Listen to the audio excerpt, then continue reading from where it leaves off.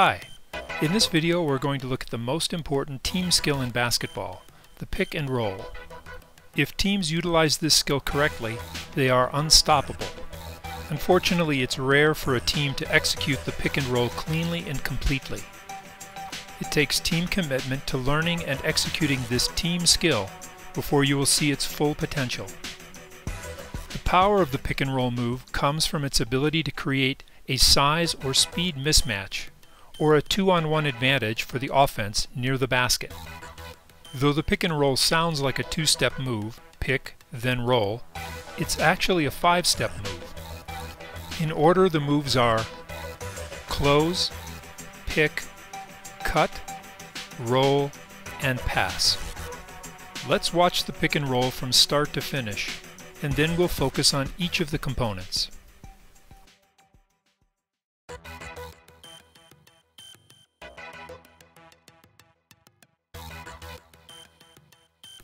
First, the close. It's very hard to pick a moving defender, so freeze your defender first by closing the distance between you. If your defender backs up, you continue to advance. Once your defender has backed up as far as they will allow, then the pick can come in. By getting close to your opponent, you are setting them up to be completely picked off by your teammate. Second, the pick. As the picker, protect yourself. You're going to get hit. Girls should assume the position on the left, and boys should assume the position on the right. Keep your hands and your arms inside your body. Resist the urge to stick out an elbow, a hand, or a hip to slow the cutter's defender. You'll just pick up a foul, unless you're in the pros. In that case, referees seem to allow just about any kind of contact. If the cutter takes a line that's too wide, that's his problem. Third, the cut. Don't leave for the basket too early. Let the pick get set first. Use the location of the pick to show you your line to the basket. Cut directly off your pick. There shouldn't be any space between your shoulder and the picker's shoulder. Better yet, take a small piece of your picker's shoulder with you. Your shoulders should be aligned in a straight line as you pass by each other. Once you clear the pick, turn and drive directly to the basket. If another opponent picks you up, look to dump the ball to your teammate, who should now be wide open under the basket. Fourth, the roll. Once the cutter has passed the pick, the picker should roll in the direction of the cutter.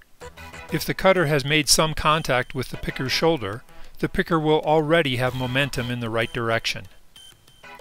The roll is a reverse pivot and a giant step toward the basket. The reverse pivot and giant step give you immediate separation from the cutter's defender, who you just picked. Your giant step should be in the direction of the basket, so adjust the amount of your pivot to make that giant step a natural one. Look at the ball the entire time you're pivoting, so you can be ready to receive a pass if your defender picks up the cutter. And last, the pass. If the picker's defender picks you up, redirect your drive slightly wide of the basket and pass back to the picker as he rolls to the basket. This pass should take place very quickly, while the defender is switching to pick you up. Bounce passes work better than chest passes or lob passes. The best pass of all is a bounce pass directly off the dribble. Dribble once, then pass. 2 dribbles past the picker is usually too many. At that point, you should probably just muscle the ball to the basket. Now let's look at some mistakes. If the cutter doesn't close properly, the defender can easily step over the pick and continue to guard the cutter. If the cutter leaves before the pick is set, this can result in a moving screen violation, or allow the defender to stay with the cutter. If the cutter doesn't make contact with the picker's shoulder, this allows the defender to easily step around the pick, or results in a blocking foul by the picker. If the cutter takes a line that's not directly to the basket, then they're no real threat and they're easy to defend. If the cutter dribbles too many times, the roller will be out of position or will be defended. 2 dribbles are too many. If the picker rolls in the wrong direction, it will create several problems. First, he'll lose sight of the pass He won't get proper separation from his defender. The move itself is very slow that way, and produces a bad line to the basket. If the picker rolls in the right direction, but too soon, this allows the defenders to stay with the cutter and with the picker. Instead, wait until the cutter has passed the pick before rolling. This will force the picker's defender to choose who to guard. Timing is key. Once the cutter has closed on his opponent, the picker has to start moving or already be in motion. If the picker waits too long, the cutter may have the ball stolen. Once the pick is set, the cutter has to take off. Wait too long and the cutter's defender will have time to step over the pick. As soon as the cutter is passed, the picker has to roll. Wait too long and you won't be ready to receive the pass from the cutter. The location and angle of the pick are also very important. If the picker chooses a bad angle, they can force the cutter away from the basket or into a trap. Let the position of the cutter's defender determine the location and angle of the pick. If the defender is playing directly between the cutter and the basket, pick them on their baseline side. If they're overplaying the cutter on one side or the other, place your pick on the center line of the cutter. In either case, pick at an angle which is going to give the cutter a direct line to the basket and make it very difficult for the cutter's defender to follow. This may sound complex, but it's really very simple. The location of the defender determines the location of the pick. The location and angle of the pick determines the line of the cut. The cutter then just follows the line that the picker has given them. Note that there are special rules for picking to keep things safe for the defender.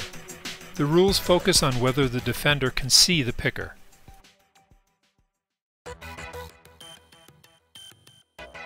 If the defender can see the picker out of the corner of his eye, then the picker can stand right up alongside of the defender, and you should.